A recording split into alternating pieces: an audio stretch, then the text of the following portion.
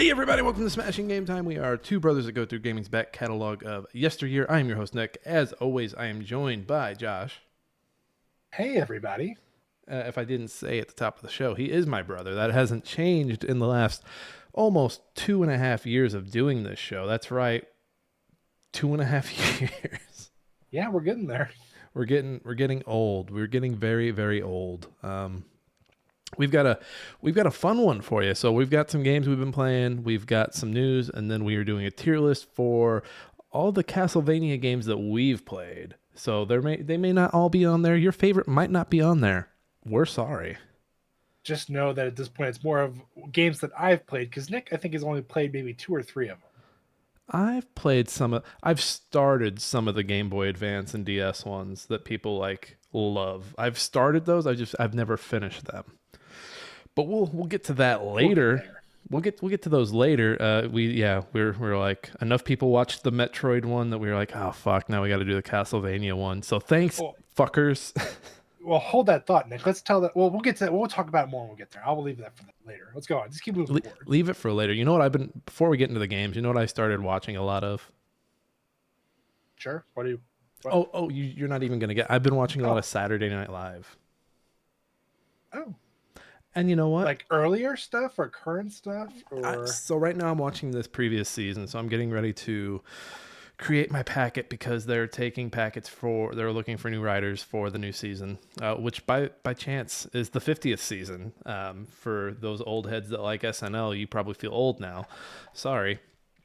But so I've been watching like the last season. I'll probably watch the season before that just to get like a feel for what they're going for. One thing I've definitely noticed is that the sketches are a lot shorter than I remember them being. Oh yeah, they've definitely shortened them. They've gotten way shorter, and I'm guessing that's not like a bad thing, but I'm guessing that's a consequence of like stuff being clippable for the internet, so they can turn around and put like a clip of something up on TikTok and try to get eyeballs that way. So doing little like I was watching one, I was like, back in old SNL days, this would have dragged out for like a good 6 or 7 minutes. And like repeatedly, they're all hitting like the 4-minute, 5-minute mark. And, I'm not one of those people that holds SNL like pressure. Like I'm not like, oh, SNL was so much better when I was a teenager. Because let's see, when I was a teenager, it would have been like the aughts. It would have been like early Obama stuff, late Bush stuff. That would have been Tina Fey, Amy Poehler, Seth Meyers of the world. And, I don't look back at that season and look back at it fondly. I was always more of a Mad TV kid growing up. And then, so we'd be watching Mad TV. We'd be like, oh shit, SNL's been on for half an hour. Turn it for Weekend Update. We'd watch Weekend Update and then we'd go right back to Mad TV. I mean, Weekend Update is probably the only consistent thing, in my opinion, has like, I don't think they've had one like where I'm like, oh, this is actually garbage. Every single time I turn into it, I'm like, this is fucking funny, especially when they're writing each other's headlines. And it's kind of crazy. Like, yeah, there are some Weekend Updates that don't age particularly well, but majority of them, if you just have like a semblance of what was going on around that time, you're like, oh no, that's fucking hilarious. Like, I'm sure I'll get. Well, it's been Michael Che and Colin Jost for the longest time, so I probably won't watch anything older than I couldn't even tell you who was on Weekend Update before them, if I'm being honest. Like the person right before them. I mean, it's been a while since they've had that change. Because honestly, the last one I remember was Tina Fey and Amy Poehler. I don't remember. I think Fallon was in there. In the mix on that at one point. Seth Meyers maybe at one point too is on there. I think Seth Meyers was after Tina Fey left to go do 30 Rock maybe. But after that, it starts to get muddy. I'm like, I have no idea. It wasn't Norm Macdonald, so I don't care. I mean, yeah. R.I.P. Norm. Yeah, R.I.P. I mean, let's face it. His best things on those were the Jeopardy. Oh, just his run of OJ jokes. Like I watched when OJ died a few weeks back, like the supercuts of him digging at OJ on Weekend Update were everywhere. Yep. And it was a good time to just rewatch those and be like, yeah, Norm was on it. Norm was the Hannibal Buress to Cosby's OJ. If I said that right, I don't know. My brain's a little fried from the 3-day weekend we had. Happy belated Memorial Day to everyone who celebrated. Hey, it's not just a 3-day weekend, Josh. It was to me. I got chores done today. You know what I did, Nick? I was a good homeowner. Fucking home. What do you do, homeowners? So I cut the grass like every true American should. Um, Yesterday, Sunday, for example, I sat outside with a beer and watched the storm roll by. I'm sad it didn't take you with it. I'm very You sad and it me didn't both. take you. You and me both at that point. I was like, I literally did like the T pose, Jesus out there naked and everything, waiting for it to happen. It never came. The storms have been nasty here lately. Every other Oh yeah, storm's been very. a tornado warning, and I'm just like, I literally told fucking Andy. take me. I told Andy like this month alone, I've been in 2 fucking hailstorms. I'm like, what the? Am I cursed or something? What's going on here? The grass has never been greener outside. I know we're sounding like some fucking suburbanite No. motherfuckers. So my grass is so green. When I cut the front yard today, I realized I have a stump in my front yard from like an old tree that got cut down before we moved in. I don't know how. I don't know why. I have to do research into it. But there are mushrooms growing out of it. Don't eat those mushrooms. No, I'm not. I haven't. I tried cutting them, thinking, oh, I should be able to cut them up, and then I'll throw some weed killer. I'll throw something down to try to keep them from growing back or whatever. I'll do some research. No, these motherfuckers are hard ass mushrooms. I couldn't even cut it. I forget where I was, but someone was talking about mushrooms way too much and like how they collect mushrooms, and there are some mushrooms that they find that they can sell that are worth a pretty penny.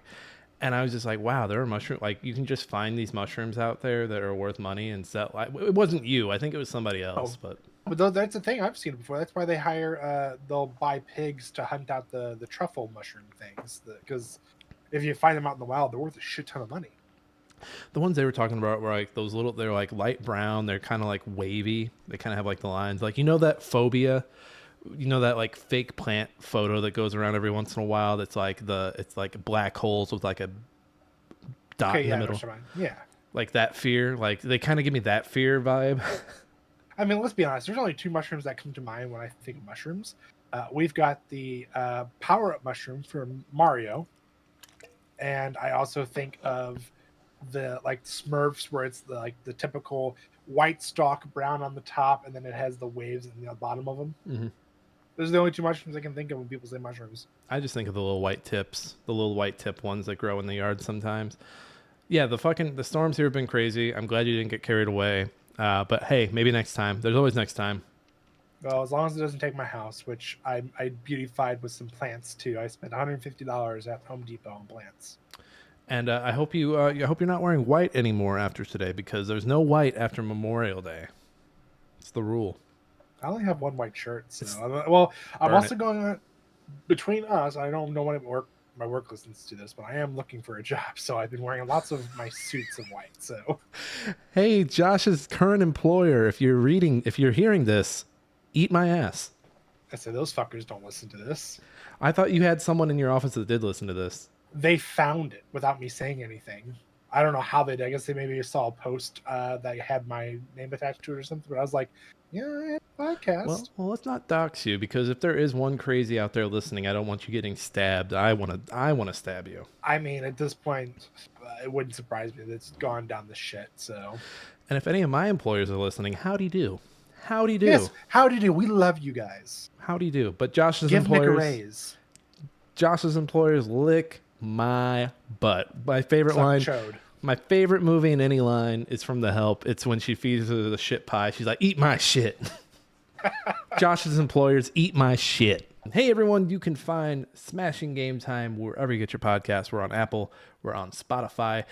We are on YouTube Podcast and YouTube Proper, where you can see our wonderful faces. Hey, fuck the algorithm, tell a friend. That's right. Word of mouth is king here. We don't fuck with the reviews. We don't fuck with those stars. We just fuck with you. I like that. That was a new addition I wanted to try out. I like it. That was good. You want to move on to the games before I get you fired? Yeah. Wow, fuck it. Go ahead. Let's do it. All right. Let's do both. Yeah, so I've got a handful of games here. I actually have 2 I can't talk about, so I just took them off the list. Running down the list, I'm still playing Iron Harvest, doing that as a Tuesday stream game. Just beat the Polania campaign, which serves as a lot of the tutorial. It doesn't really get meaty until the end.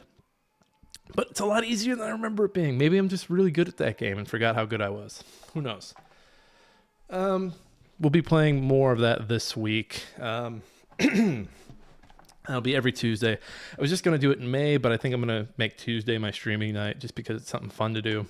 Another game I started streaming, totally unexpected. Didn't think I was going to do this because I hate scary games. I started playing Soma.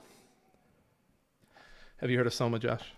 It sounds familiar. I have to look at it to be like, oh yeah. So this is I'm the sure game. once I pull it up. This is the game at the beginning. You go get your brain scanned, and then you wake up under the sea, like in the future.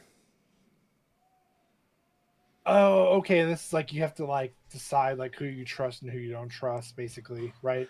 Well, it's very like narrative heavy. Like it has like your horror like get around the enemy scenes, but the few I've had don't seem like that hard as opposed to something like Outlast where you're actually having to actively hide and like maneuver around the enemy. I think I've only done one, but I had to just like the room was like a big square with something in the middle, and I kind of just had to like dance around that middle thing to do the things I wanted to do. But that's been fun. I really like the piece, like it's kind of, the themes like deal in like memory and like I don't know, I still have a little bit to go. It's very jarring in moments just because it's constantly throwing new things at you that I wasn't expecting. So my thing I'm doing right now is I'll play like a few levels of Iron Harvest, and then by the time it's run its course, I'm like, all right, let's do an hour or two of Soma. So that's been nice. Another game I actually played this over the weekend with the holiday, played Firewatch. It's on Game Pass, and it was one of those walking games that I was like, you know what? I've played enough. Edith Finch, I've played enough. Gone home. I need to do Firewatch. That feels like the next step after playing those two. And I wouldn't even compare it to those two anymore. Now that I've played Firewatch, I would compare it to the two Oxenfree games because there's a lot of walking and talking. It's set in the 80s. You are a fire watchman in a national forest. You're basically the guy in the watchtower who is watching out for fires and making sure people don't do fireworks and shit in the park and all that stuff. And it's a good meditation on, unfinished things unsaid. I saw credits in the game. I'm not going to return to it. And I remember when it came out, a lot of people saying the end was very unsatisfying. So I went in with that in mind as I was playing it. And, I was very satisfied with it because as a game with a bunch of threads that go unfinished, there's a core relationship between your main character, Henry, and his boss, who is a woman in another tower that you can see off in the distance. You guys talk a lot through your walkie-talkie. You don't ever really see each other. I think her name's Deandra, or no, it's Delilah, but he calls her D for short. And you're coming there because your previous marriage, you're still married to her, but she got dementia in her 40s. And she's gone to live with her parents in Florida because you couldn't hack it taking care of her on your own. And it's just, it's a game about things left unsaid, things left unfinished. There are two characters that leave notes to each other in these drop boxes throughout the game. And it's very sweet. I think, what were their names? I think it was like Dave and Bob or Dave and Ryan or something. And like one of them's a ladies' man and the other one is into the ladies' man. And so there's like a love triangle through there. There's, the central mystery of the game is just stuff left unsaid as well. Oh my God. That's why I'm writing a piece for the game for the website, so keep an eye out for that. I got to the end and I was satisfied. I was satisfied with the way things played out, and I don't understand people who were like, "Oh, the ending just doesn't go anywhere." It's like, well, that's kind of the point. It's kind of the whatever, you guys. I enjoyed Firewatch. It makes me want to go back and play the Oxenfree games. I don't think I ever finished that first one. I did finish that second one, which I thought was pretty good. The other game I'm playing right now is also on Game Pass. It's Hauntii. This is it's like the art style is like a monochrome. You're a little ghost that's trying to get to ascend, and you get pulled into basically hell. Yeah, it's black and white monochrome looking. The art style is very unique. This is from Moonloop Games. I think it's their first game. This just came out a few days ago. I'm only an hour in, but I'm really digging the art style, digging the music, digging the vibe. The pacing, it feels kind of weird, but I want to get a little bit deeper into it before I make my final judgment on it and cast it away. But that's what I've been playing. That's really what I've been up to besides all the SNL watching. Josh, what are you playing? Yeah, so our weekly Spyro Reignited update. So Ripto's Rage 100%ed. We're all good there. You sick fuck. How long did it take? Oh, not very long. It was a lot shorter game than I remember it being. Mm. Now I'm on Year of the Dragon, and I think I'm 50% of the way through. And I also like this is the first time I think I've actually truly sit down and played this. Like I remember we had it as kids, but I don't think I really got into it because I think at that point when we got it, the PS2 we had just gotten, and we're getting all the games for that. So I just kind of put that on the back burner. I was like, I'll come back and play it, and never really touched it. Honestly, it's my least favorite of the three, to be honest. I think introducing the new characters was fine, but then being forced to play as them, very much, yeah. I've never liked games that did that with the. I've never enjoyed games that did that where like, oh, we're deep enough in the series where we want you to play as the other characters that you've enjoyed for a little bit or you've just seen in passing. I think the only game I really liked that did that was I think Sly Cooper did that in their third game, and I didn't mind it as much because they all played very differently. The parts weren't very long, and they got you right back to playing Sly. So, I mean, and I would say, like, yeah, I would agree. Sly is probably the only one that was like, oh, okay. And even then, Sly 1 was just a great introduction to the trilogy where, no offense to Spyro, but the first Spyro was kind of like, back in the day, it was cool, but looking back at it, I'm like, yeah, they should have started with maybe Ripto's Rage, and even then. that first the series just I play it occasionally with Gus when he sees the purple dragon. He's like, Spyro. I'm like, oh fuck, all right, we'll play Spyro. The camera is just awful. The camera handling is just awful. Yeah. Anytime at that point, I'd rather much play Crash with the non-existent camera, where if you try to go backwards, you have to be careful. Anytime the game requires you to like dash or to go horns first, I'm just like, oh, this is just gonna be messy. I'm gonna run into shit. I'm gonna have to like turn back around. See, and I feel like Year of the Dragon was worse about it because I did the first boss fight, and it's basically you having to run away from the beast before he slams down on you. Or no, wait, am I getting mixed up now? I'm thinking of Ripto's Rage. God, they're all intertwined at some point. Well, even Ripto's Rage, they have those portions where you hit the gate and it gives you that supercharge, and they have so many of those mini games where you're using a supercharge to like take out things, and it's just like, this is not fun. I'm not having fun doing this. No, it's just, and even then, like you get to a certain spot where like the camera is forced to stay behind you, and you're trying to move. And at one point, I was literally going, okay, I'm going to move left. So I'm trying to do a circle. Well, I would get to the point where Spyro is facing me. I'm still holding left. And rather than continuing to go right, all the way around to, to make a loop counterclockwise, he stops and then he goes the other way. And I'm like, that's not what I wanted. Yeah, the further away I get from Spyro, the more lukewarm I am on it. They should have just made Spyro a first-person shooter. At this point, I'm just thankful I'm almost done, because it's a good, fun memory to remember as a kid. As an adult, it's honestly, I'd rather go play something else than, I'd rather play Dark Souls. If you're tracking Josh's remake go back through thing he's doing right now, he did Crash, he did Spyro, so then by my measure, he needs to do Tony Hawk 1+2 next, and then after that, he needs to do Diablo 2. I don't know if I want to do any of that. Maybe Tony Hawk. Tony Hawk, I think, would be fun. That game's fun. I read a few weeks back that they were originally going to do a 3 and 4, but I think it was Microsoft that took them off of it for something else, or Activision took them off while waiting to be acquired. I guess to make them look better. Hey, Tony Hawk 1 and 2 looked terrible. We need you working on something else to make us look good. They're like, no. We're not doing that skateboard and shit. No, this is corporate. You're going to work. We need you. We want to relaunch those Skylanders the kids love so much. How do you guys feel about becoming toy makers? We need you to infiltrate Ubisoft and sell them on this new membership deal for Rainbow Six Siege. Ooh. Yeah, we'll talk about that later. It's not in the news, but I don't know if you've seen that press conference. Like, people are pissed. It's Ubisoft. I'm not surprised at all. And you I'm know not what? That's either. probably a move to get people to push people out of Siege and into X Defiant.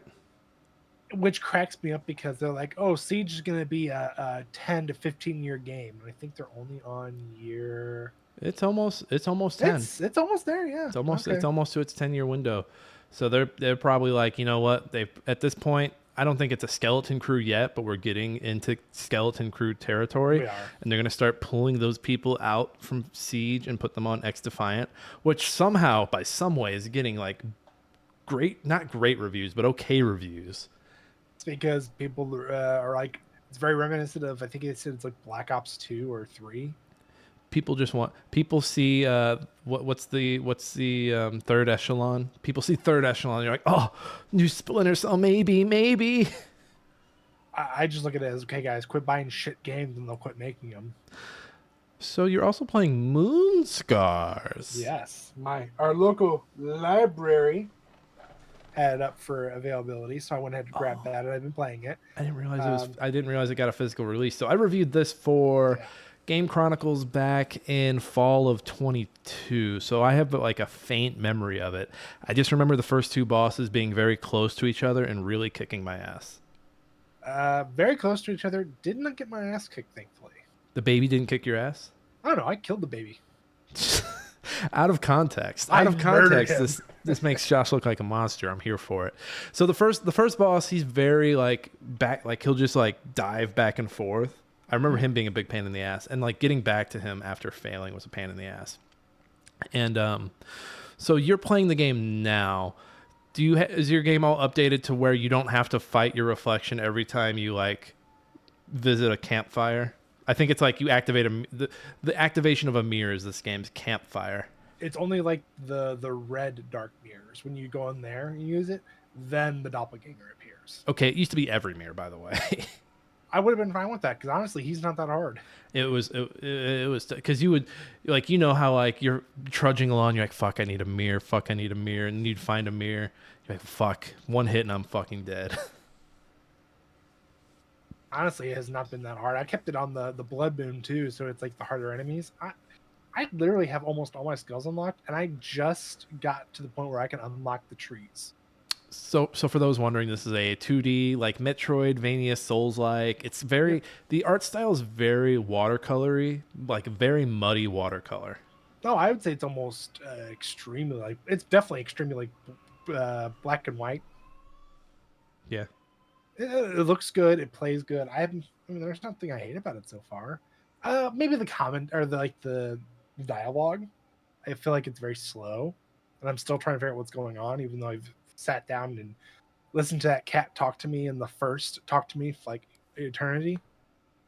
See, that's my least favorite thing about those games is like when you get to the rest area and people want to talk your ear off. I remember it being, I think it was an issue in Bloodborne for me. I'm like, I don't fucking care about your lore. Get me out of here. Yeah, just let me fucking murder babies. Come on. Let me go. What's that baby called? Like the unborn prince or something like that. The Forgotten Prince or something. Forgotten like Prince. That, yeah. Because the queen is literally sitting on her throne. She's like, "Oh, you can hear that wretched thing as well. I never wanted it." And it's like, Jesus Christ. Like, okay, damn, lady. Like, then go yes, take I'll care murder of your it. baby. Go take care. If you She don't want literally- it, go take care of it. She literally gives you the key and goes, "Go fucking shut this baby up." Shut it the fuck up. That's- That baby was tough for me, but also I'm not very good at those games. How many more bosses have you fought since the baby? That's the last boss. Well, I guess I fought a couple of the mini bosses, but as far as bosses go, that's the last boss I fought because I literally have got backtracked and gone everywhere. Because at one point I didn't realize I could unlock the trees because I wasn't paying attention. So I literally went everywhere I could without the trees, and I'm like, where the fuck am I supposed to go? I'm stuck. So then I went back down to the queen. I looked at the tree and I opened it, and I was like, oh shit, I can go through the trees now. Now I'm going through all that shit. Okay, I remember it being. But you know what? You know what's surprising about Moonscars? Not very good on Steam Deck. Really? The text is just so small. Like it doesn't. Okay. It doesn't I fill can see the that. whole screen. It kind of just feels part of it. At least the last time I played it, it was. Well, I'm playing. I've got the PS4 copy, but it comes with a free upgrade to PS5. I haven't seen a problem with it yet. Honestly, and I think the one thing they did really good on that most fail at is the wall jumping. See, I don't remember that much. I remember the movement feeling very good though. Yeah, I think I wish the dash was a little more fluent with the use, but other than that, I think the movement is pretty good. Good. Well, I'm glad you're enjoying it. Let me know when you finish it. I might need to go back and do that one because I had to rush through it for a review, and I want to do a slower playthrough. I have a feeling I'll probably finish it before we do the next recording because I'm enjoying it. It's not very long, if I remember correctly. I believe that. And then lastly, I'm reviewing Samurai Warriors 4 DX. This is for Game Chronicles, right? That is correct. I should have that article up by the time this releases.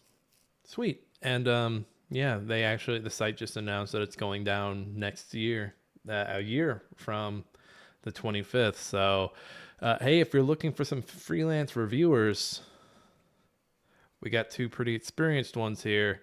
But also, damn, like the internet is just getting smaller and smaller by the day, it feels like. I don't know. I'm trying to remember. I want to say it's been almost 3 years, right, with me writing with them because you introduced me to Matt. I think it was 2020. Mark. Yeah, I think it was I'm losing my mind here. 2021. I remember reviewing. Oh, what Sorry, was Mark. the game? I remember reviewing Unpacking, and they were very adamant, like, hey, you can share this, you can share that, you can make a GIF of the game. And I remember making a GIF of a level, and they're like, actually, you can't share that. So they said one thing, and then they hit me with another when I tried to share it. But yeah, that was like one of my first times. I was like, oh fuck, like, am I gonna get fired from a job that's hardly paying me? Yeah, I still remember my first game, Unsighted. Honestly, the most fun I had in a long time. Oh fuck, Unsighted had really cool rules to it too. Like, Yep, fuck, that is a good game. It was on Game Pass it for a is little bit too. Oh yeah, it's a really fun game. If you haven't played it, guys, essentially you're basically an android surviving in a post-apocalyptic world with other humans, other humans and androids, and all the androids basically need, essentially, it's like their hearts, basically, or like it's like crystal that allows them to stay powered on and not lose their sanity. If not, eventually they go chaotic and they start killing things. Which was a really cool aspect of the game because it wasn't just you who needed it; it was like literally everybody you came across who needed it. No, I'm trying to remember I'm pulling up what my first review was. My latest one was Braid. What a weird world to say that in with the anniversary edition. Right. I think mine was like a city builder. Let's find out. I have at least, what's 9 times 9, 81. I wonder if I can hit 100 reviews on this site before it goes down. It's got to be possible. I've got to see how much I have on there now too. So yeah, I'm sitting around 81. Come on, the site is slow. I will say it's probably good. No, it's not good that it's going away, but it's he so listens, slow. Nick. He listens, and he's going to judge you. Mark. I say it all with love. The site. There's a lot. There's 25 years worth of stuff on this website. Of course, it's going to be. The wheel's going to be spinning a little. I remember the talk. I said Matt, and I don't know why I said Matt. I was thinking Matt, our little brother. So Mark, I do apologize for that. My brain is fried for a 3-day weekend. What? Mark, we love you. You're great. You're a good editor. Good website runner. My first game, October 13th, 2021, Silicon City. Oh, wow. Wow, I have a review on here that has 1,600 views. Wow. Actually, I don't even think that's my biggest one. I think I have... Oh, where is it? Oh, I forgot you did 6 Days in Fallujah. Yep, and I also did... what was that other one? He basically sent an email out to everybody and was like, yo, Josh hit this many views. Oh, I couldn't even tell you what that is. It's my Signalis review did really well for them as well. I'm trying to remember. The other one I had was like a what's the farming game? It was a Stardew Valley, not clone, but like a beachy version of it. Oh. It was. I'm gonna find it. Oh man, I forgot I reviewed Total War Warhammer 3. Man, oof.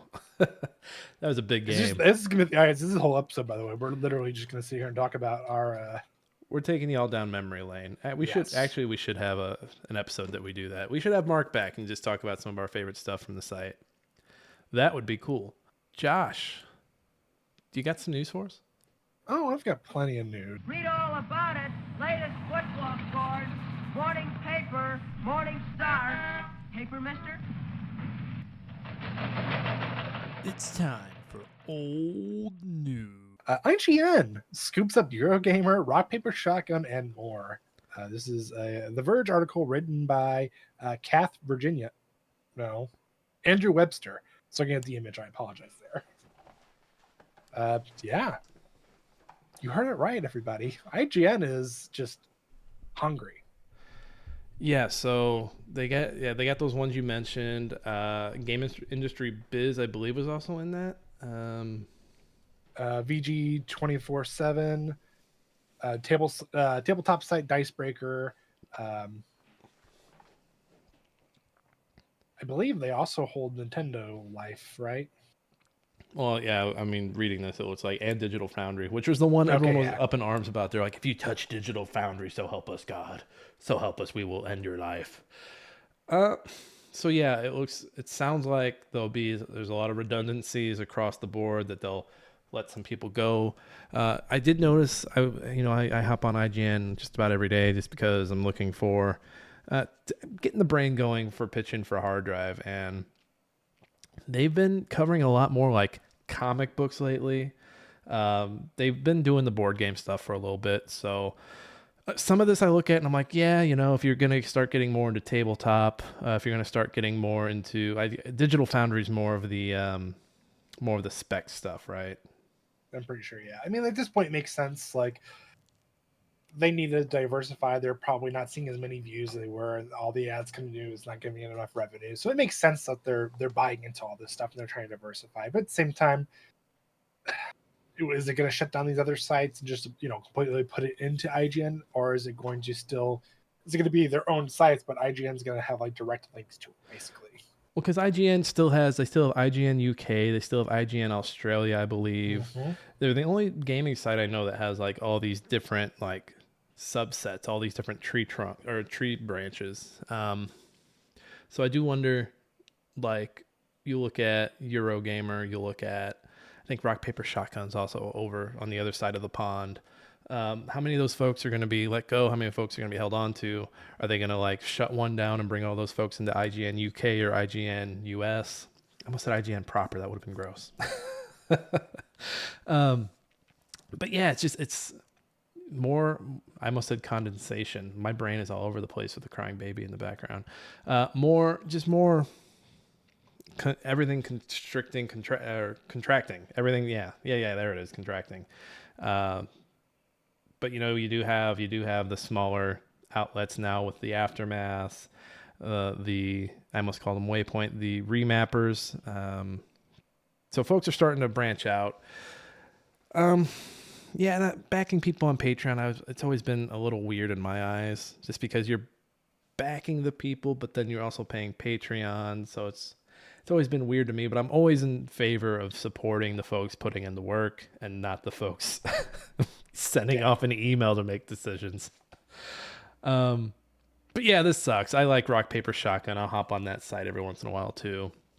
It just sucks to see things go away. But maybe from this, some folks from Rock Paper Shotgun or some folks from GI Biz branch off and do their own thing and create another spot. And I mean, the cycle goes on. Those places grow.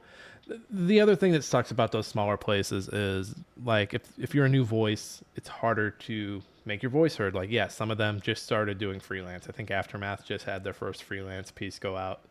But yeah, it becomes really tough for newer voices to be heard in those areas. But we'll see what happens. IGN's already let go of some people, but we'll see. I thought when we got into Q2, I thought it was all going up in Q2, but here we are. We started with the game developers themselves, or publishers, and now we're going into the people who report on those people. It cycles, because I think IGN had layoffs right at the Game Awards, and then after the Game Awards, we had like months and months and months of developer and publisher layoff, and now we're back on the games journalist side. Vicious cycle. It's a vicious cycle. I eat because I'm unhappy. I'm unhappy because I eat. What's next? What's next, Josh? Yeah. Next Doom game has a name. Will be revealed at the Xbox Games Showcase. This is an IGN article written by Michael Kripe. Yeah, so back in 2003, we had those leaked Microsoft documents, and they believe, and one of the projects that was on there was Doom: The Dark Ages. So that's basically what is believed to be what we're going to see. Is we're going to get like a concept trailer, a release trailer for the next Doom game. Yeah, so On June those 9th. papers you're talking about from 2023. Yeah, people. I mean, it sucks because this is stuff that's probably going to be getting announced here in the coming weeks. I like going into those, getting surprises. I don't like everything being leaked and scooped into my brain. I want it Yep. to be a surprise because I'm a dumb consumer at the end of the day, and I want to be a dumb consumer. I don't want to be a smart consumer. I think that's one of the things that also killed E3 was. I mean, think about when we were younger, where the internet was still wild, but it wasn't that wild. Where you could, like, basically anytime you go onto social media or even attempt to go onto one of your favorite sites, something got spoiled. You'd still get leaked, but like everyone wasn't It wasn't that bad. competing to have the scoop or have the leak. There weren't. Right. I was getting ready to say all these websites, but there's less now. There weren't all these websites trying to break new. And at the end of the day, who gives a shit about Doom? Like we're all sitting here thinking like, Eternal didn't hit all the notes, but they're going to do another Doom. Microsoft didn't close down id. They're doing another Doom. Duh. I mean, and then like I don't care what the game is rumored to be called. It's not going to change anything at the end of the day. I think what it spoils the cool twist, because I can see this trailer. It starts out in a Doom world, and then it kind of does the Army of Darkness thing where he jumps back into time and this weird fantasy world, but he's still got his guns and he's still a man at a time. I'll still check it out. I do want to go back and play Doom and Doom Eternal. I played a little bit of Doom 2016 and loved it. I just never finished it. I'm a Doom 3 apologist. I think Doom 3 is my favorite just because I like the scary slowness of it. And I didn't need to hold a gun and a flashlight at the same time. That's what made Doom 3 so much fun, though. Made it scary. Like, if Doom 3 came out in the streaming era, Doom 3 would be a big streaming game.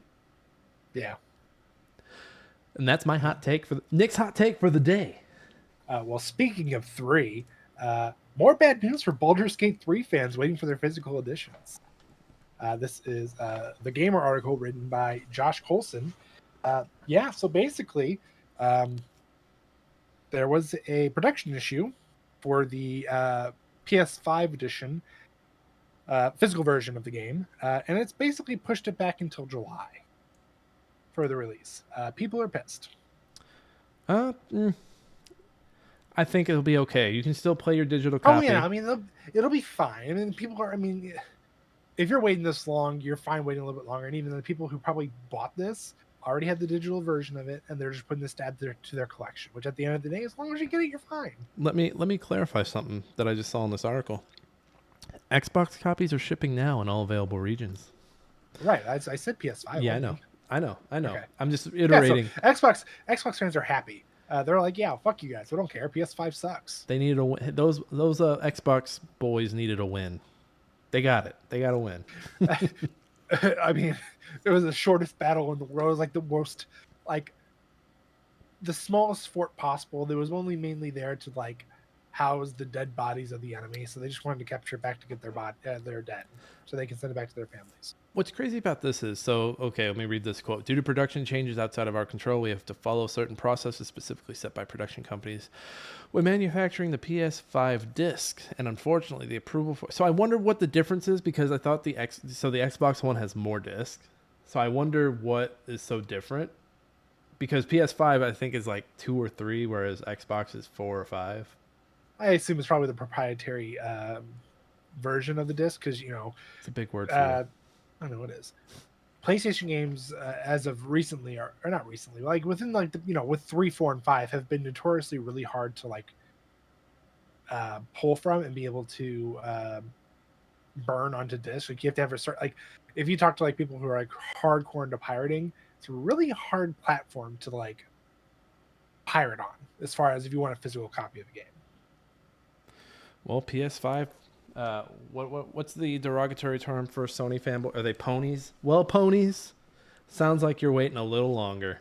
Hey, it's okay, PS5. You're doing great. You're the only console other than the Switch that'll survive. Okay. I guess you nerds can just go play Stellar Blade for like the 100th time. I haven't even beat it yet. If the skin on your palms is back. I want my bunny outfit. God damn it. Speaking of ridiculous combinations, what's next? Yeah. Kingdom Hearts series is finally coming to the Steam. Yeah, for those of you on the rock, the Steam announced that they're getting every single. Let me rephrase that: every single Kingdom Hearts game except for one. But before I go for that further, this is a Kotaku article written by Kenneth Shepard. So they're getting every single game except for Melody of. I'm already forgetting the name. Melody of Memory, which was the Melody game that came out after 3. Probably musical stuff, right? They're like I mean it's licensing. basically I mean you'll play the level, and the level you'll have your main characters. So let's just say it's Sora, Donald, and Goofy are in the frame, and you'll see them running through like Halloween Town, and it'll play the Halloween Town theme as you have to press the correct button, and they'll hit the end. Basically, Guitar Hero for Kingdom Hearts. Let me go through this list because these names they've always been ridiculous, but let me go through this list. So Kingdom Hearts 1.5 plus 2.5 remix includes Kingdom Hearts Final Mix, Kingdom Hearts Re Chain of Memories, Kingdom Hearts 358 by 2 Days Cinematics, Kingdom Hearts 2 Final Mix, Kingdom Hearts Birth by Sleep Final Mix, Kingdom Hearts Recoded Cinematics. Oh, so you just get the cinematics in those? So let's clarify. 358 by 2 days was a very short game as it is already, and it wasn't that fun. Same thing with Recoded. Recoded is basically just a remake of the first game. It's just done in like you're going through what's the cricket's name from Pinocchio? Jiminy. You go through Jiminy's journal, and it's like, oh, there's something going on. It's like basically it's not something seems weird, so they download the journal and you replay the journal as like a digital Sora. Yeah, but if I'm getting the game, I want the full game. So I wasn't even done. You're Wasn't even done. Kingdom Hearts HD 2.8 Final Chapter Prologue, which includes Kingdom Hearts Dream Drop Distance HD, Kingdom Hearts 0.2 Birth by Sleep, a fragmentary passage, Kingdom Hearts X back cover. I'm not done yet. And then finally, Kingdom Hearts 3 plus Remind DLC includes, you guessed it, Kingdom Hearts 3 and Remind DLC set after the events of the full game. Yeah. What confusion other than the 358.5 days? What confusion do you have? Like, let me help you here, Nick. I said too many words. I said too many words between all those titles. All those titles should just be Kingdom Hearts, blah blah. That's it. You know why they call them Final Mix, right? Because it's the final version of the game. Like they did a remix of it that has like everything that they. It's kind of like a director's cut. Well, to an extent, yes. So the PAL version is different from the North American version. For example, they got all the extra bosses and stuff that North America went upon the original release of them back on the PS2 or back on the PSP, depending on which game you're looking at, didn't have those bosses.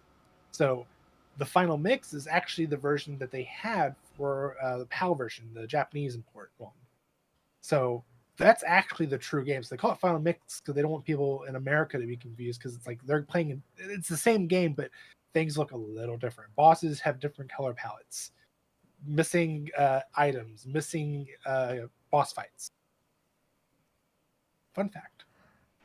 I'm gonna stuff you in a fucking locker. I'm okay with that. I will sit here and tell you loud and proud that I love Kingdom Hearts. The only thing I wish, and I'm hoping with Kingdom Hearts 4 that they finally get away from, is the fucking Disney bullshit of friendship. Just keep the darker undertone. It's so much better. That's what made me enjoy Riku's story so much more, especially in Chain of Memories. But friendship is important, Josh. If Yu-Gi-Oh's taught us anything, these bonds that we're making between these duels and these monsters are the most important bonds that we're ever going to make. Okay, now give me your hand so I can draw on it. There is only one thing that all Kingdom Hearts fans can agree on. You ready for this? Go ahead. Atlantis is a fucking terrible world. Why would we ever want to go back there? Don't make us go back I remember the controls being booty back in the day for that. Oh, it was booty on PS1, and then the PS2. It was boo. It was just awful on the first game. The second game, it wasn't even a fucking world. It was a musical. Under the sea. Yeah, basically. And you had to press the correct buttons, and you had to, if you fucked up, you had to restart if you wanted 100% it. It was awful. Don't make me. If you fucking give me Ariel one more, that's the only thing they redeemed this was Kingdom Hearts 3 was Ariel was a fucking summoning, and even then they could. I don't think legally they couldn't even pull the actual like what she looked like. So it was just a water, like she was made of like a water figure. Kingdom Hearts better, never been wetter, under the sea. But I think we're finally getting away. I think we're starting to get more into Square's territory because Remind was more set into the world ends with you. That's like one of their other branched off games that has been pretty successful. I just hope after Kingdom Hearts 4 they end it and they're done. And then after we're going into a whole new saga, Nick. This was the Darkseeker saga. We're done with it. We're going into the next one. I just hope we get away from all the Disney bullshit. You can keep Mickey in there. You can get rid of fucking Donald. I swear to God, that motherfucker does not heal me again and uses a fucking fire when I'm dying. I am going to. There's a reason he is a fucking meme. When people go, I want Donald to lower me when I die because I want to be let down one last fucking time. We should have an episode where you just do nothing. I sit here, I do nothing but listen, and you tell me the whole story of Kingdom Hearts all the way to get caught up for Kingdom Hearts 4. Oh, Jesus Christ. I'll give you 2 hours. Can you do it in 2? Can you do the whole thing in 2 hours? It'll be very convoluted and very like, what the fuck? But yes, we can try. Is 3 hours enough? I don't know, 2 hours would be fine, but you're just going to be like, there's a reason why it's so, I mean, literally after the first game, for those not aware, the first game, it was supposed to be one Keyblade holder, which was Sora, and they rewrote it so that there's multiple Keyblade masters. That's where it all started the downfall. Retcon gone wrong. Retcon gone wrong. So. Can we move on? Yo, please, let's move on because I'm going to get into my tangent and I don't want to do that. Finishing up one of Nick's favorite, I think, Frostpunk 2 preview. This is a Game Informer article written by Brian Shea. Honestly, I've heard a couple people complaining about Frostpunk 2. People are saying like, oh, there's not enough there. It's not what we wanted. And I know that I think it was like one of the executive producers or whatever came out and was just like, you guys aren't thinking bigger picture here. You're like, look, you're so sucked into the first one. You're not getting what we're going for. And I have to agree because I've seen everything I've seen. I've enjoyed it. So first of all, this screenshot that we're looking at on the video looks great. Oh wow, I didn't do fuck the algorithm, by the way. Oh, we'll do it at the end. It's fine. We'll do it in post. We'll add it later. Oh man, it's been a messy episode. Wow. No, like the screenshot we're looking at right now looks great. Oh, yeah. Looking at, like I read a little bit of this preview. Sounds like you find the area from the first game and it's covered in ice, and like part of the game is like digging it out. And I've seen other previews that have like there's transportation. I think it's like a monorail or something. It looks good. I'm trying not to spoil the game too much for me. Like I want to be completely surprised when I go into it in a few months. Yeah, but I think this is gonna be great. I need to actually get back and replay the first one because it's been a little bit. But hey, last time I played it, I got through with only one storage unit and was wondering why everybody was starving the whole time. I wonder why. No wonder why the city's frozen over. I'll be excited to see how the decisions play out. That was one of my favorite things about it, was just like the moral gray areas. The game is very very choice driven. Hey, do you want child labor or do you not want child labor? Hey, do you want to have fight pits? Hey, how do you want to take care of the dead bodies? Labor. I mean, we're talking about killing babies in one game. Oh, child labor in this one. Yeah, okay. But I look forward to that. It looks fantastic. People need to get off their high horses. Strategy people are weird. City builder people are also weird. Yes. I get wanting to be pleased by the thing that you love, but calm the fuck down. Wait to be crazy until the game comes out, and then you have my permission to be crazy. Not harass, but be crazy. Yeah. Josh, you got a meme for us? Me. Time. Oh, I sure do. All right, let's see here. What we got? So going with the Castlevania themes that I did, I think I did Metroid last week, didn't I? Yeah, you made a Metroid one. I think Yeah. it was long and That's when convoluted. you're like, oh, and I was like, okay, whatever. So we started with the top picture here. It's Dracula talking to Richter Belmont. What is a man? A miserable little pile of secrets.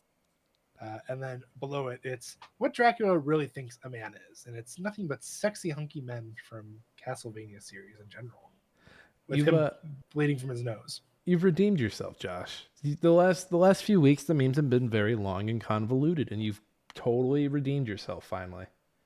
Well, thank you. I appreciate that. I did some studying. You did it. I'm so proud of you. I'm so proud of you. Okay, hey, so we got one more spot to finish up. Last week we did a Metroid tier list, so this week we're going to do a Castlevania tier list. We've got a handful of Castlevanias here. I'll have Josh go through the list. A handful of them are Metroidvania-esque, and a handful of them aren't. The game Castlevania has legs, and it's kind of experimented throughout the years. So we're only doing ones that we played, so again, if we missed one that you liked, we're sorry. We're human. We don't have all the time in the world, maybe like some of you do. Josh's unemployed ass might have some time, though. Okay, very funny. All right, so I went in chronological release order.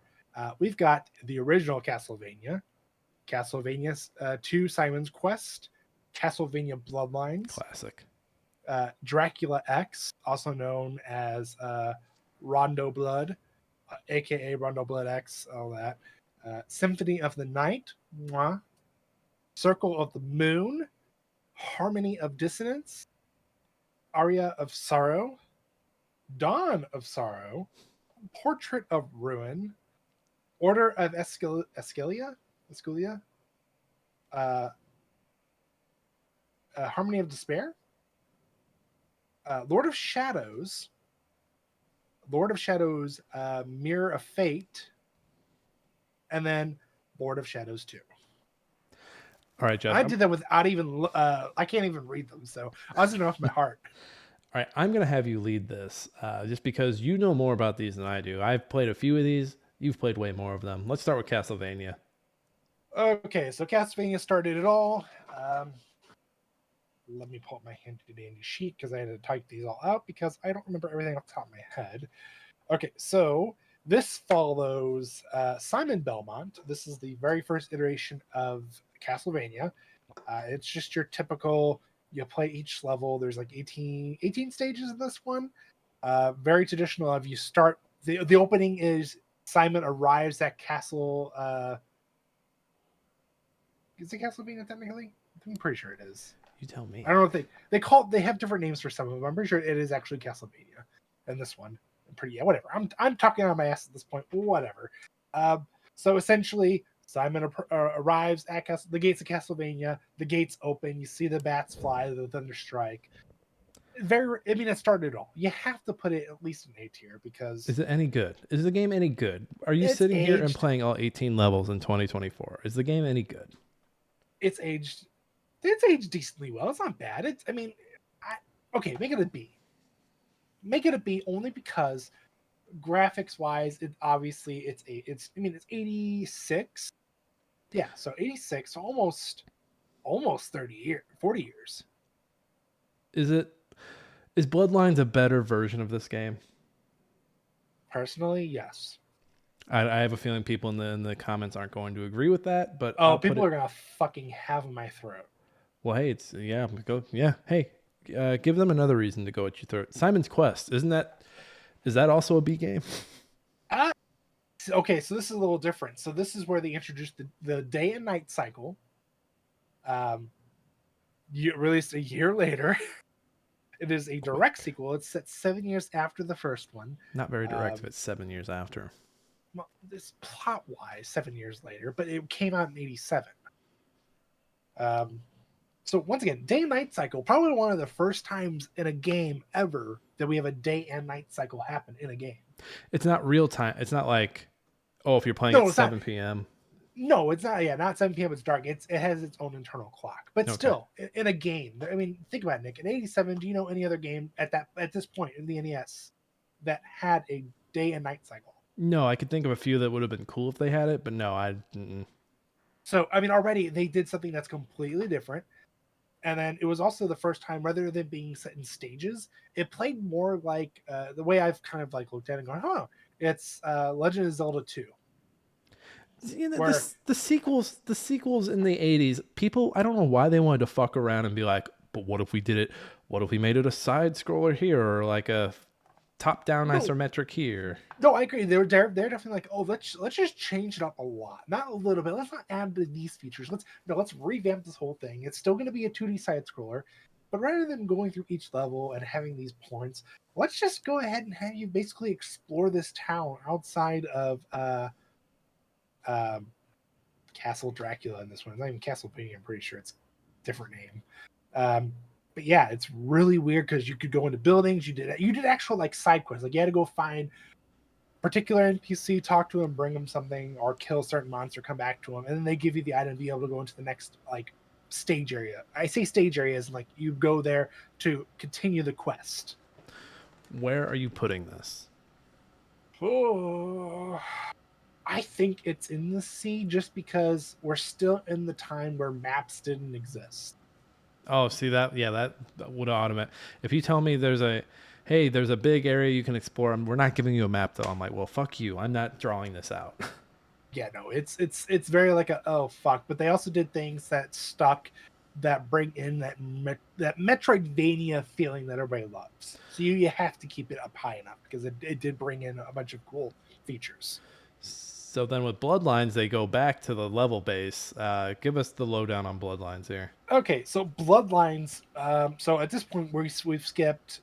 If you're looking at like just North America, we've skipped I think 3 or 4 Castlevania games, like Castlevania 3, Curse of Dracula, the Game Boy games like Belmont's Revenge, Super Nintendo's Super Castlevania 4. But yeah, Bloodlines. There are people, Really? and by the way, there are people watching this. They're like, "Why are you skipping all through?" We haven't played them, you guys. We haven't played them. I can sit there and tell you I've watched them. I've watched people speedrun them. I've never actually played them. And it's not for a lack of not wanting to, but like Nick said, I don't have the time. I'm literally struggling on Spiral Reignited, goddammit. I've been on that for a month.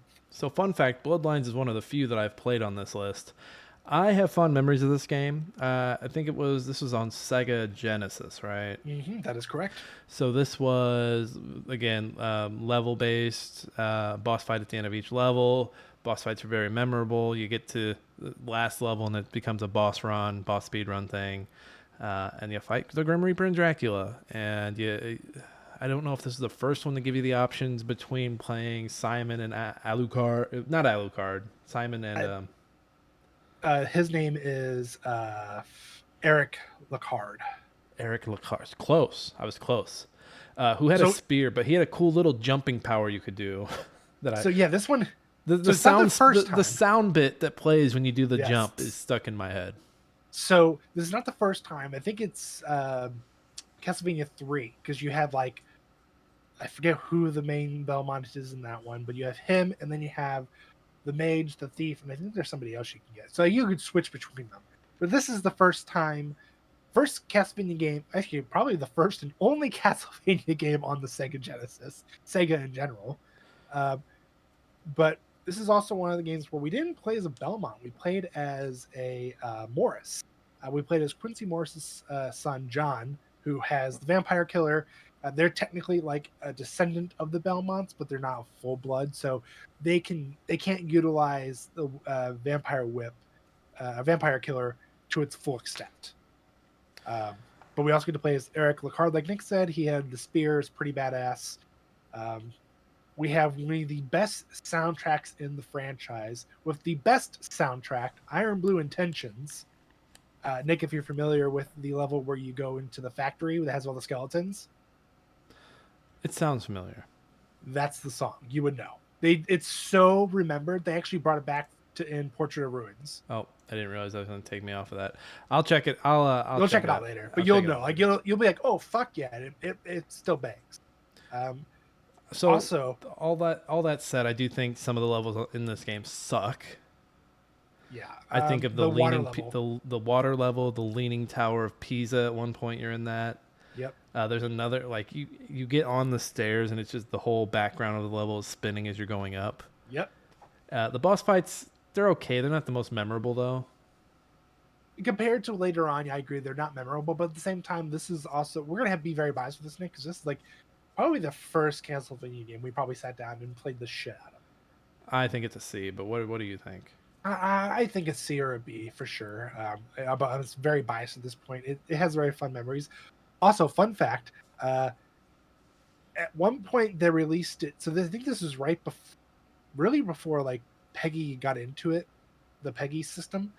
And I think there's a general release for this for all audience, even though there's blood and tits in it. There's tits in it? There is tits. Oh God. Video Video it's Elizabeth games. Bartley, the queen of the vampires at the time, who's trying to resurrect Dracula with igniting World War One. Back when video games could be sexy, and now they can't.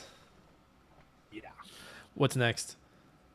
Dracula X, released on the Super Nintendo, Super Famicom. This is a little weird. So originally it was Rondo of Blood that was strictly released over in Japan. They eventually did release Dracula X. It didn't get as much of a following in America until it got re-released to the PSP under the Dracula X Chronicles, which is just a retelling of it. So essentially, this is probably one of the more well-known Belmonts. This is Richter Belmont. He's basically been in every basically if you think of Castlevania, you think of Richter Belmont. He's the Belmont with the blue outfit. He has the throwing cross that he catches, and he summons the flaming crosses when he floats in the air. And for those who fell in love with Castlevania with Symphony of the Night, you played the very end of Dracula X. The whole meme of what is a man? Nothing but a miserable pile of secrets. That is literally word for word what happens in Dracula, the end of Dracula Act. And it's included at the beginning of Symphony of the Night. Yes. Okay. Where do you rank it though? I have to put it in a C range again, not because it's bad, but just because it's not as well known. Well, no. Like, why are you putting it there? Like, who gives a shit if it's well known? I think it doesn't play as well. I think the Dracula X Chronicles plays better because it's a retelling. This one, it just doesn't play as smoothly. It plays like the original Castlevania, where it feels very stocky, like not as fluent. And sometimes hitboxes are a fucking pain in the ass in this game. All right. Into the C. Go ahead and recap what we've got so far. All right. So in the B range, we've got the original Castlevania.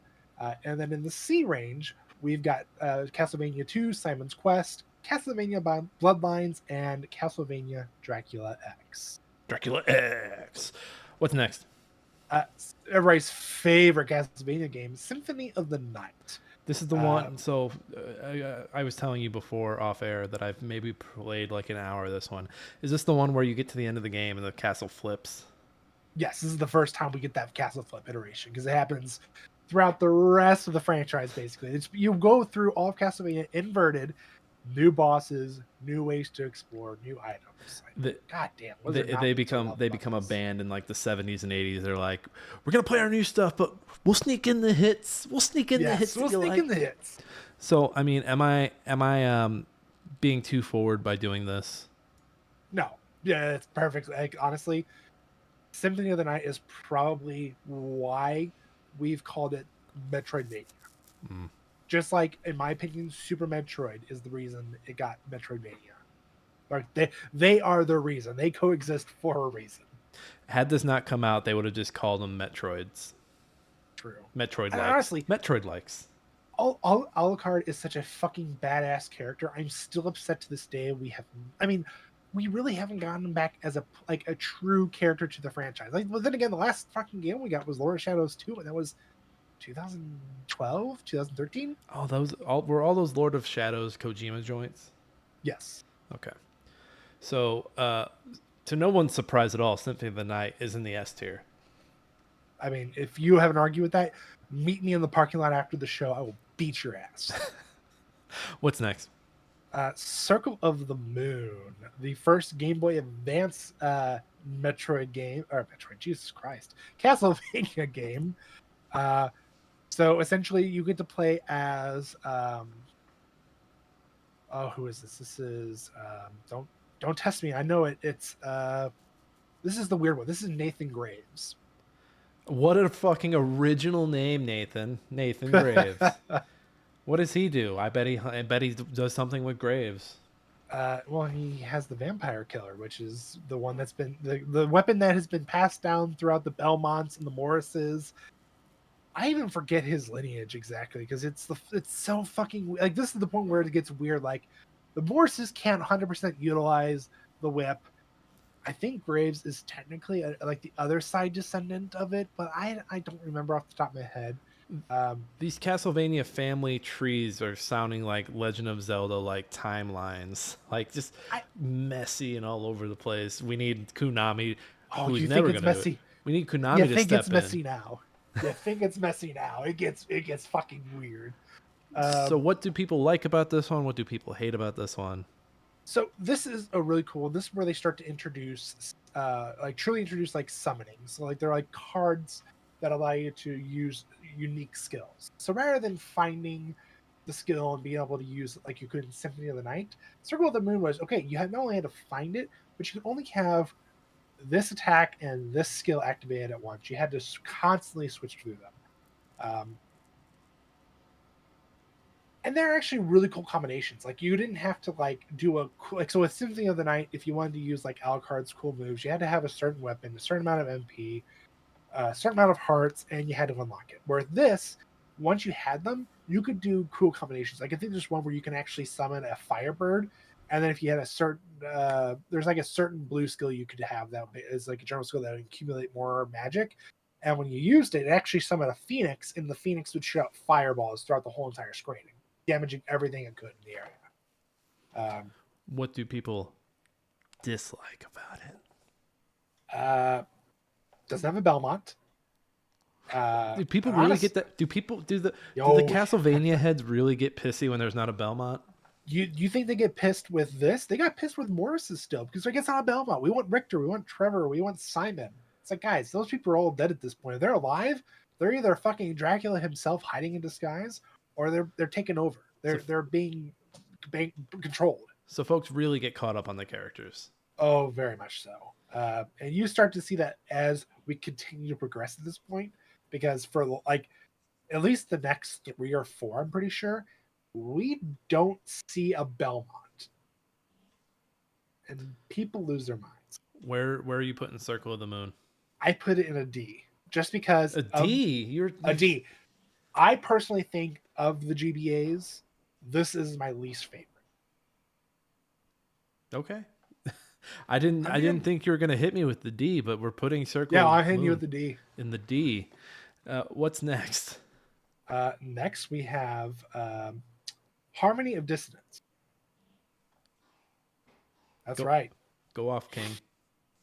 All right, so with this one, forgive me on this because this is like I said. At this point, we start to get really weird. We don't get the traditional Belmont or the Morrises or somebody that we're familiar with.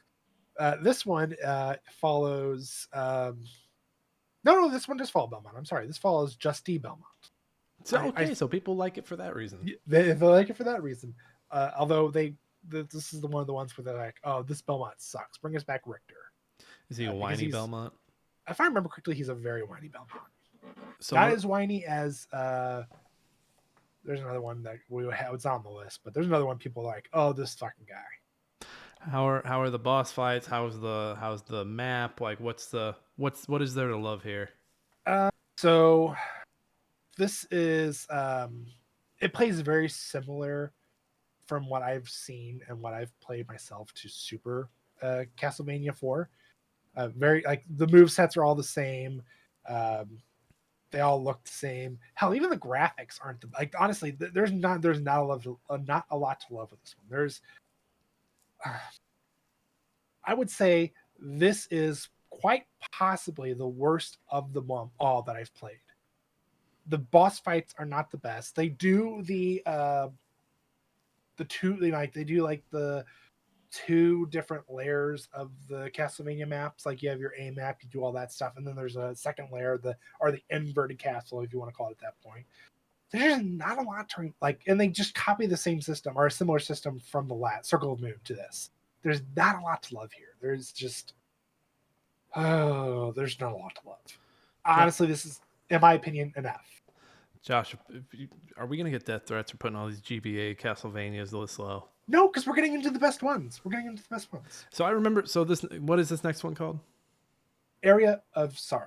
So I think I remember the X Play review of this one very vividly. Oh yeah. And once again, we don't have a Belmont. We have Soma, his last name. I want to say Cruz. I think that's completely wrong. God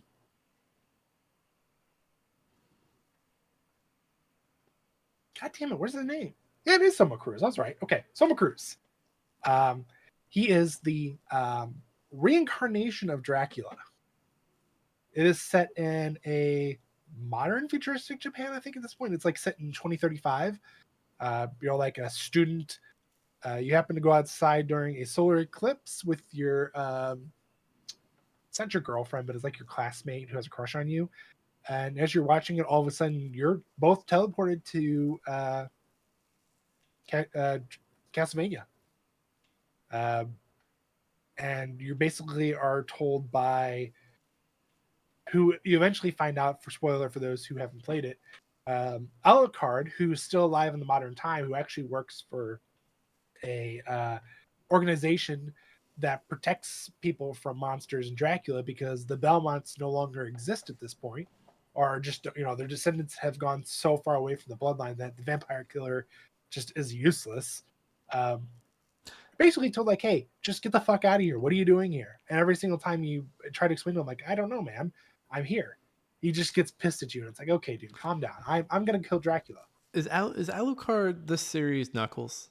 It feels like he's this. He feels like he's Castlevania's Knuckles. At this point, I would say he is, yeah.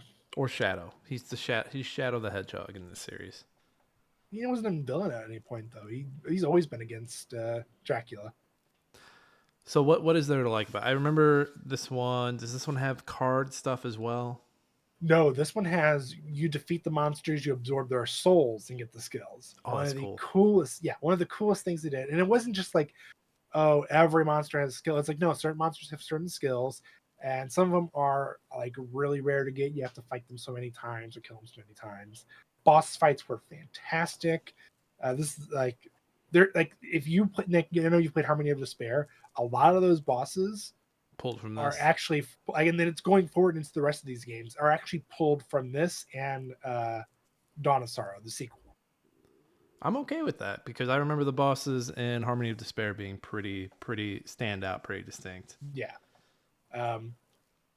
Definitely a high-tier Game Boy Advance game. I think they actually improved on it with Harmony of Despair, but I definitely rank this as an A rank. It's really like, if you want a Game Boy Advance game to play, this is the one. If you had to pick one for the rest of your life, you pick this one because it's so good.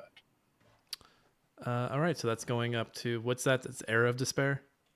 Era of Sorrow. Era of Sorrow, I'm sorry. It's going up to the A. What's next? Next, we have its direct sequel, Dawn of Sorrow.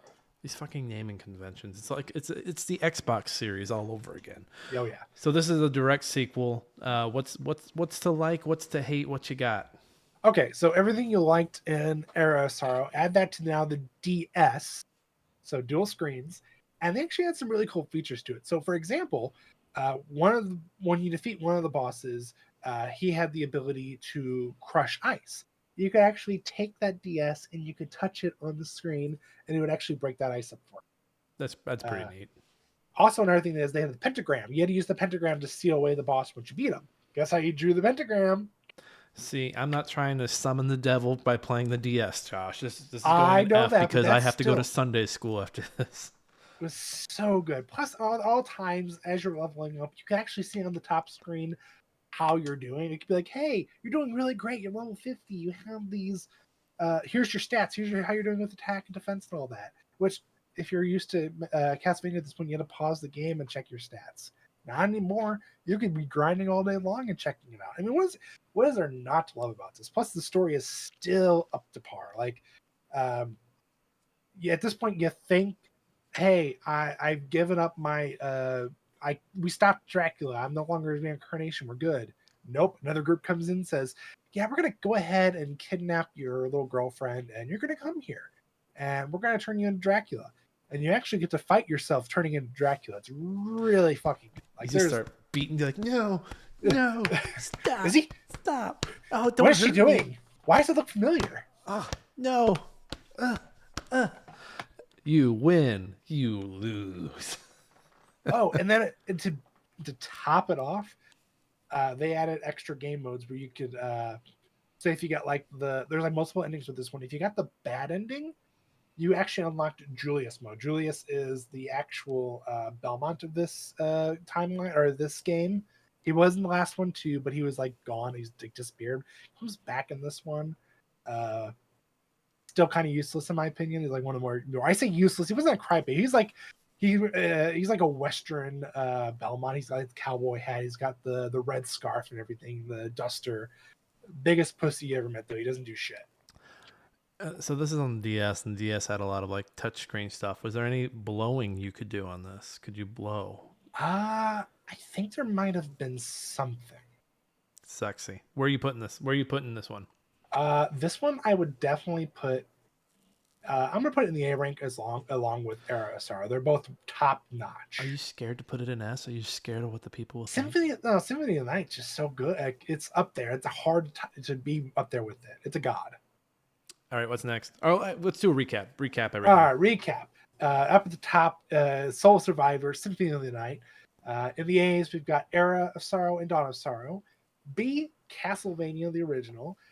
In the C, we've got Castlevania 2, Simon's Quest, Bloodlines, and Dracula X.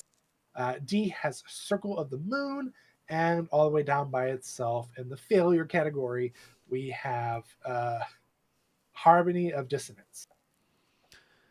Yeah, and just for that name, making me say Harmony of Dissonance, like, can we put it below F? What is next? Castlevania Portrait of Ruin.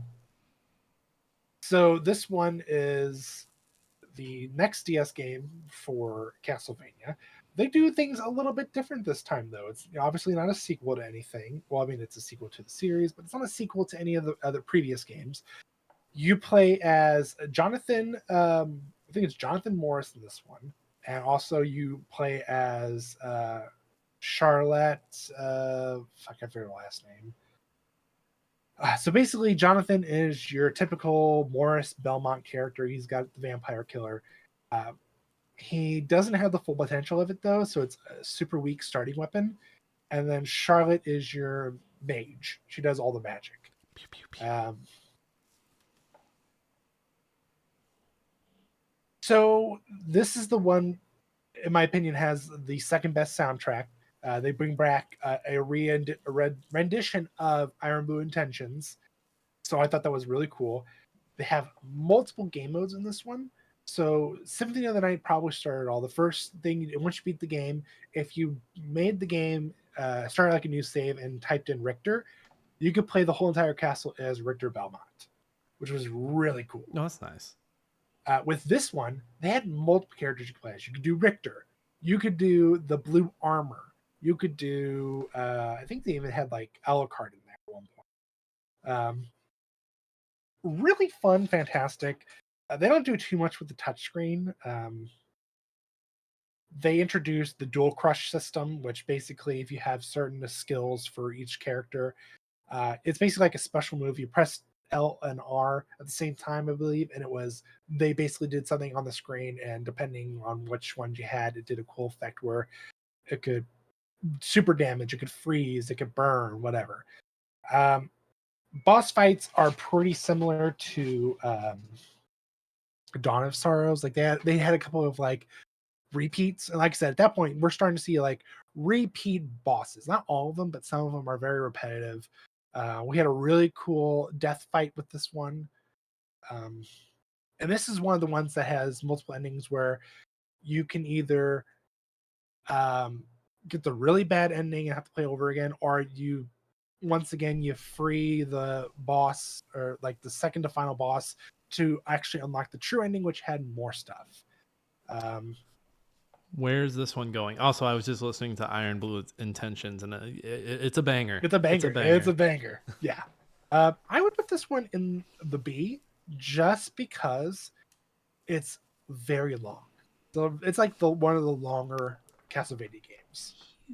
Huge. It's huge. And it has my least favorite level in it, which you'll remember from Harmony of Despair, which we get to it, because I'll talk about it then. Oh, I bet I know which one it is, but I'll hold off until we get there. What's next? All right, going down the list, we are now on Order of Alicia. Terrible fucking name. Yeah. So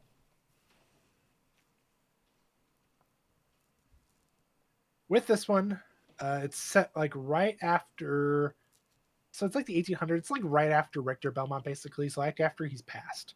And this is this explains like in the time of the Belmonts disappearing. Like there's obviously no Belmont there to protect us from Dracula and all the monsters. You had to rely on Alucard, who's basically only comes around when Dracula gets resurrected or close to the time he gets resurrected, and maybe the mages who helped out the other Belmonts back in the day. Not much there. So they actually created an organization, or multiple organizations, but the one that we get to hear about and talk about the most is the Order of Alicia.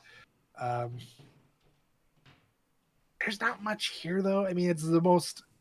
I would say it's probably the most underwhelming. It's a very short game, that back to what I remember. I think there's only like 10 bosses. And at this point, we're used to like 20. Mm-hmm. The map's really small. I would say like the closest thing they had to it was like the combat system. They had something called the glyph system. There was like over 100. It's very similar to like the Sorrow games, where like you had to fight certain enemies to get them, and you could use their abilities or certain abilities. Really though, from that, it's like it's a rehash of like what they were going for at the time for Castlevania games. And this is like the first time they actually brought in online play too. But like I said, it is towards the end of the DS life cycle.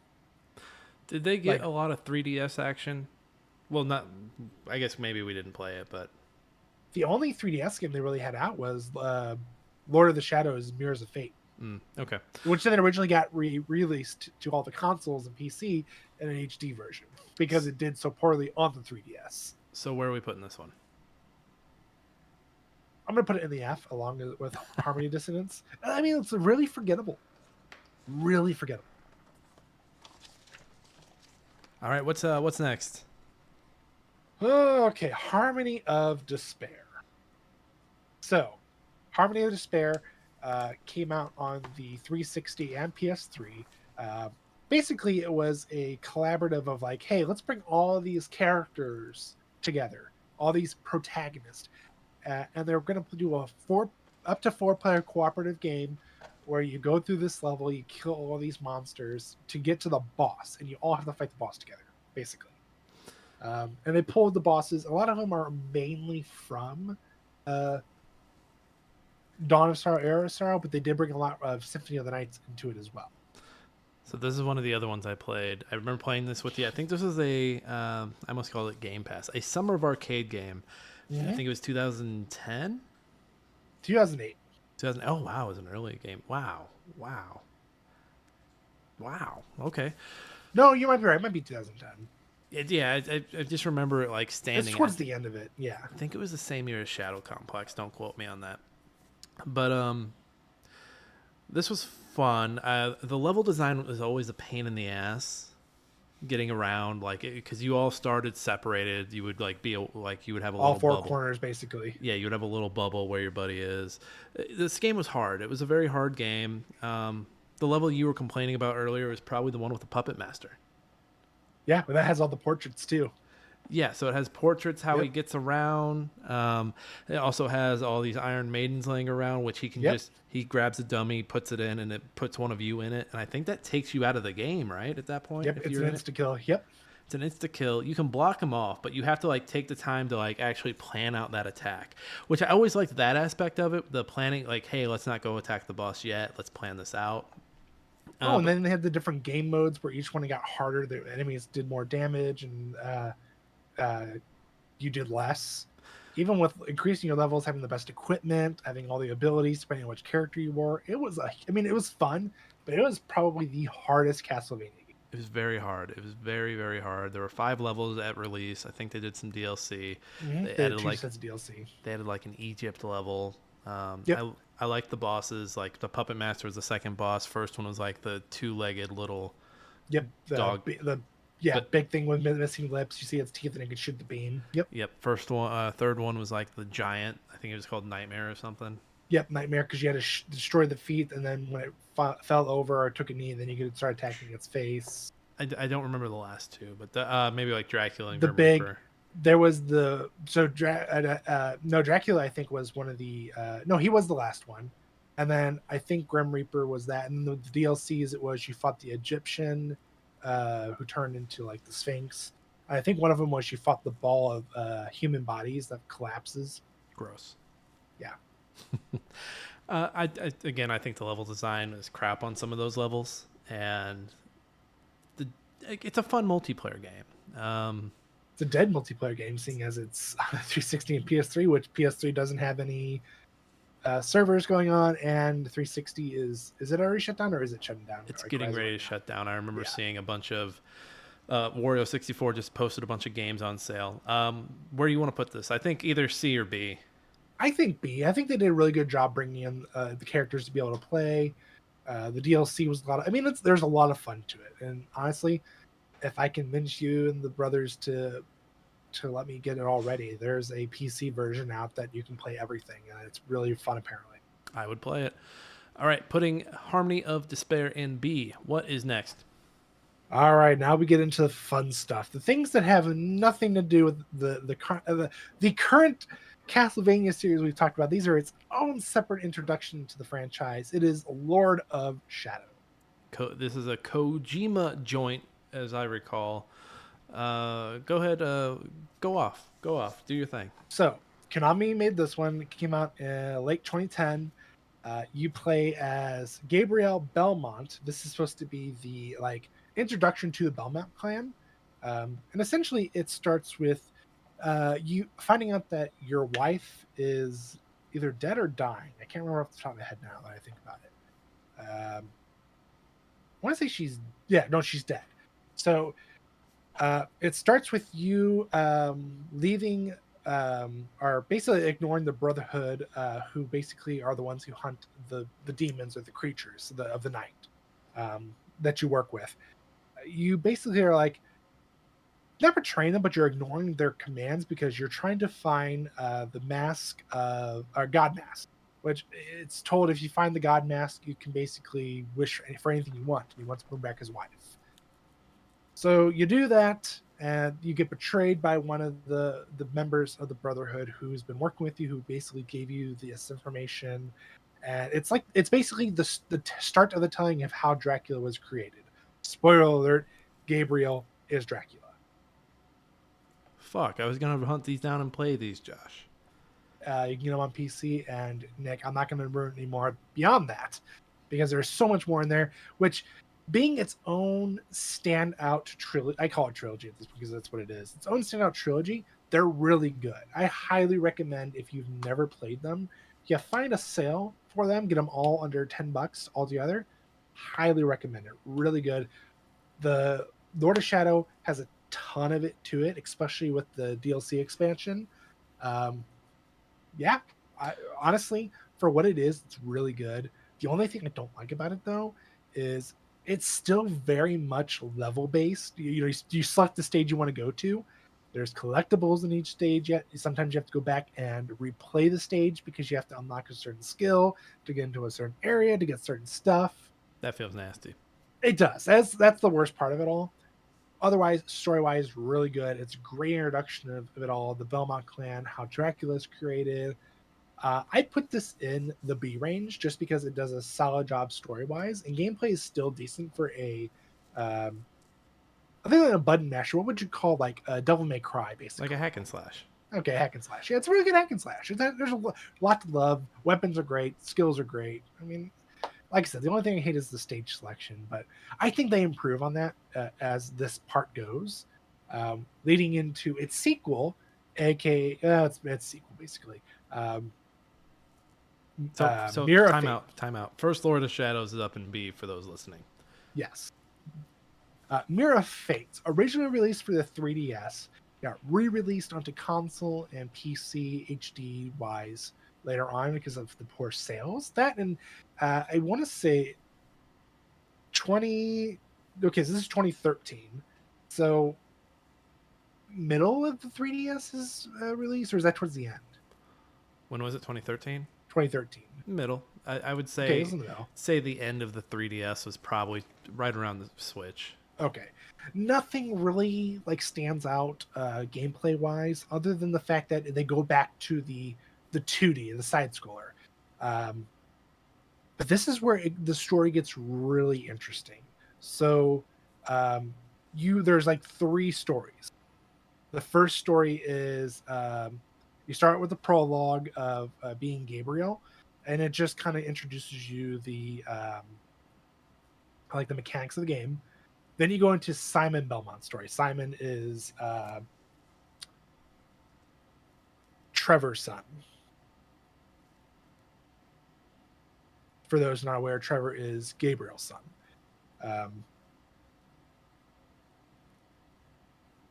Yeah, I said that right. So you do Simon's story. It's just your typical, hey, it's just like a rehashing of the first Castlevania, essentially.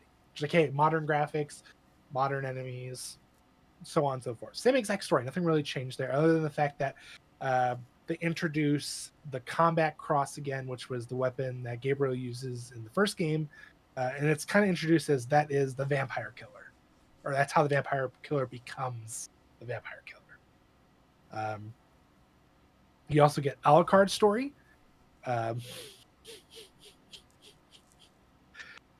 This is what cracks me up because, like I said, it's sense wise it makes sense, but at the same time it's like, what the fuck. You find out that Alucard is basically it's Trevor Belmont. Trevor goes to Castlevania prior to this, gets his ass beat by Dracula, aka Gabriel. At the end of it, you find out that Gabriel realizes that Trevor is his son. He buries him and he gives him the I forget what they call it, but it's basically Dracula backwards, aka Alucard. He gave him his reverse blood. Yes. You don't want to know where that came out of. No, you don't.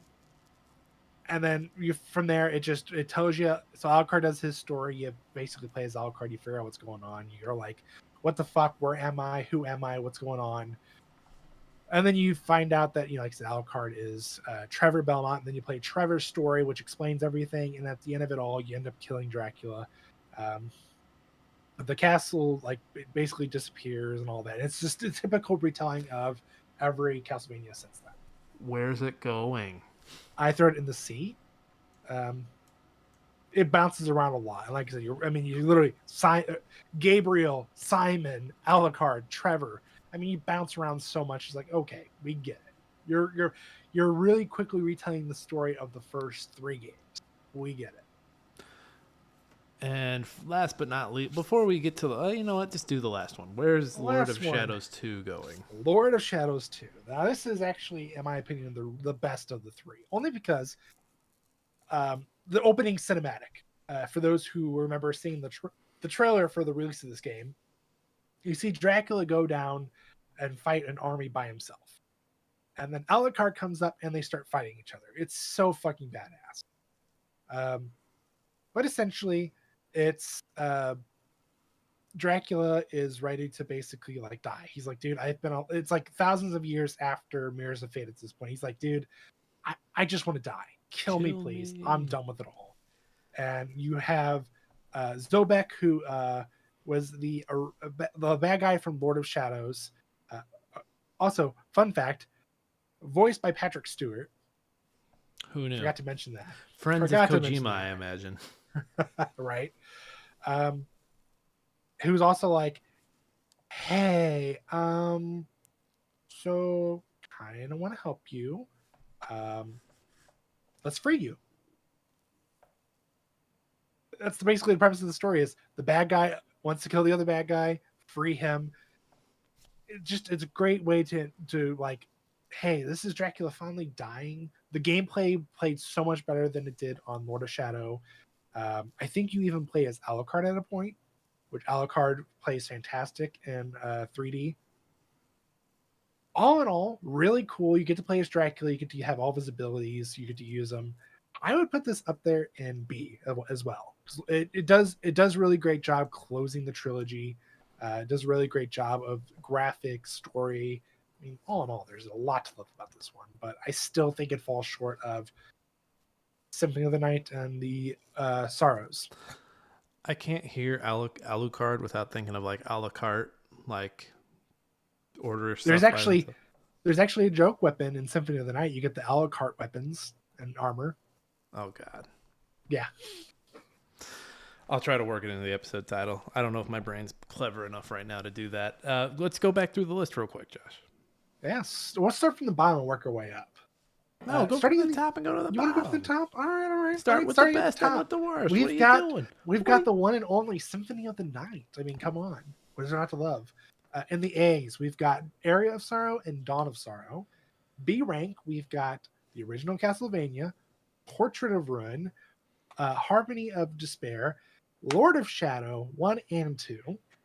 In the C rank, we've got Simon's Quest, Bloodlines, Dracula X, and Mirror of Fate HD. In the D, we've got Circle of the Moon. And then all the way down in F, we've got Harmony of Dissonance and Order of Escala. Oh, for Christ's sake. Terrible titles. Terrible titles. Just terrible. And you know what? I bet there are people looking at this. They're like, these guys have no fucking clue. And I think we're going to get in trouble. But you know what? I put Symphony of the Night up top. Yes, I might be a gatekeeper of Castlevania, but I'm sorry. That's a great introduction to all that is Castlevania. The Metroidvania Castlevanias. That is the way to go. We did it. We made it to the end of another tier episode. Again, if this one does okay, we'll do Castle or Metroidvanias next week. We'll do third parties, yes. If you're listening to this and you're like, I don't know if they're going to cover the Metroidvania I like, put it in the comments below and we'll see if we can get it added to the list. Hey, we made it to the end of the episode, everybody. We did it. We're one episode deeper. As always, you can find me, Nick, on Twitter at That Kaufman. You can find me on Twitch and YouTube at Nick Fat Knight. I'm more active on there. I'm streaming Tuesdays. I'm doing Iron Harvest and Soma right now. I'm splitting those up.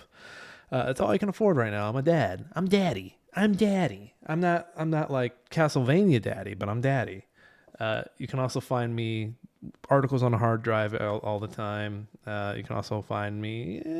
I'm doing some writing over at our website, so keep an eye out for that. Josh, where can the people find you?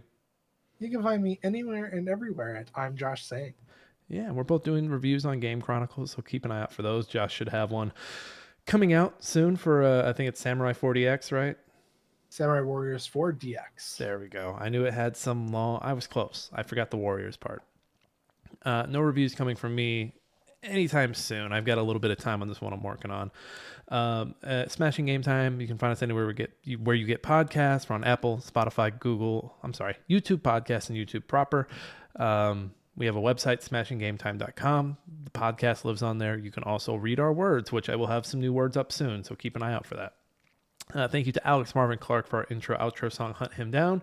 We have a link to we have a link to Alex's SoundCloud down in the show notes below, so check that out. Great guy. And that's it. Get out of here. Go home. Go. Leave. This has been Smashing Game Time. I hope you all had a smashing great time. We'll see each and every one of you next time.